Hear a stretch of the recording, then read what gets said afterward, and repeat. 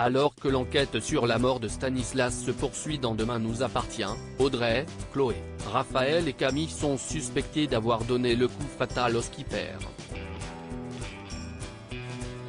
Mais qui a bien pu tuer Stanislas? Attention, spoilers. Attention, cet article contient de nombreux spoilers sur les prochains épisodes de Demain nous appartient. Si vous ne voulez rien savoir, ne lisez pas ce qui suit. Alors que l'enquête sur la mort de Stanislas Beaumont, Yannick Laurent, continue de donner du fil à retordre à la police, un nouveau rebondissement de taille est sur le point de changer la donne dans les prochains épisodes de Demain nous appartient. À ce stade des investigations, les personnes susceptibles d'en vouloir à Stanislas sont légion.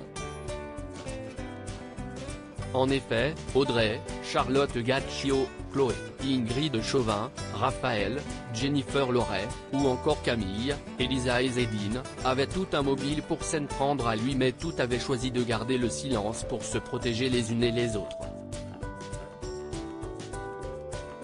Si Audrey a été innocentée, Chloé est désormais dans le collimateur de la police et sur le point d'être déférée devant la justice. Cependant, Raphaël va se rendre et faire des révélations qui vont changer le cours de l'enquête.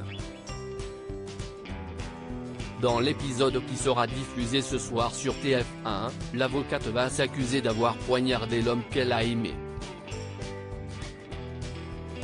Toutefois, faut-il vraiment croire à cette version?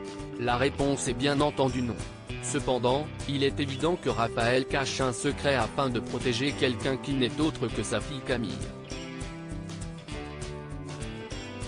Selon les informations de News Actual, Camille passera finalement aux aveux dans l'épisode de lundi prochain sur TF1.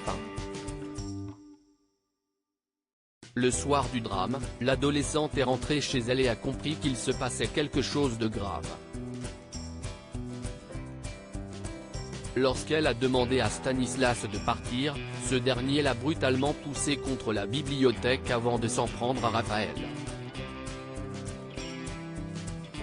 Tandis qu'il étranglait l'avocate, Chloé s'est emparée d'un couteau de cuisine pour tenter de le faire fuir. En vain. Camille lui a donc pris le couteau des mains avant d'ordonner à son beau-père de partir.